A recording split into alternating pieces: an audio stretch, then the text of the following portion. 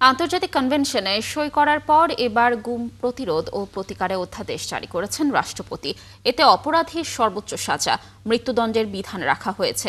প্রয়োজন অনুযায়ী গুমের ঘটনার বিচারে জেলা বা বিভাগীয় পর্যায়ে ট্রাইব্যুনাল গঠন করা যাবে। তবে চিফ প্রসিকিউটর জানান, আগের গুমের মামলার বিচার এই আইনে হবে না। বিস্তারিত জানাচ্ছেন মাইনুল মারুফ। নারায়ণগঞ্জ 7 মার্ডার, 7 জনকে প্রথমে গুম করে পরে নৃশংসভাবে হত্যা করা হয়। আইনশৃঙ্খলা বাহিনীর সদস্যদের দ্বারা গুম হত্যার সবচেয়ে আলোচিত উদাহরণের একটি এই ঘটনা। গুম ও তারপর নির্মম হত্যা কিংবা চিরদিনের মতো হারিয়ে যাওয়া।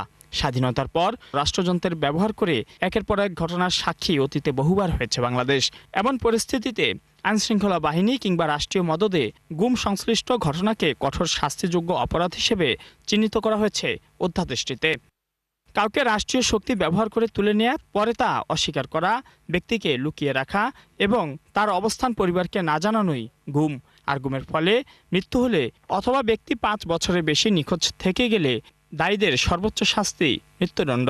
এছাড়া গুরুতর ক্ষেত্রে রয়েছে যাবজ্জীবন কারাদণ্ড। আর গোপনে আটক বা আটক কেন্দ্র ব্যবহারের মতো অপরাধে 7 থেকে 10 বছরের কারাদণ্ড এবং উচ্চমাত্রায় আর্থিক জরিমানার বিধান রাখা হয়েছে। অধ্যাদেশ অনুযায়ী গুমের মামলার বিচার করতে জেলা ও বিভাগে গঠন করা হবে গুম প্রতিরোধ ও প্রতিকার ট্রাইব্যুনাল, যেখানে 120 দিনের মধ্যে শেষ করতে হবে বিচার।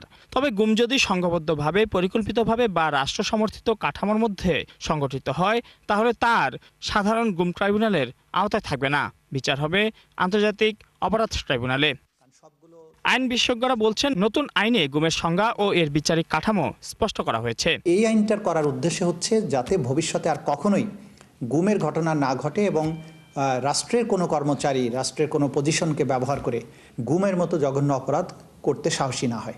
মানবাধিকার কমিশন নামে আরেকটা আইন করা হয়েছে, সেই কমিশনের কাছে কিন্তু এই অভিযোগটা দিতে হবে এবং তদন্তও সেই কমিশনই করবেন। থানায় বা ম্যাজিস্ট্রেটের কাছেও অভিযোগ দেওয়া যাবে এবং সেই অভিযোগটাও কিন্তু তারা রেকর্ড করার পরে কমিশনের কাছে পাঠাবেন।